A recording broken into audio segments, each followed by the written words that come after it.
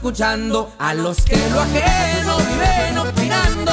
Yo gozo mi vida, disfruto a mi modo. De todas maneras está muy cabrón para darles gusto a todos. Eso de tener vidas ajenas pa' ver si a la gente le gusta y te aprueba, no ha sido mi estilo. Yo soy diferente. Desde que ya no me importa el que dirán, tengo menos pendientes.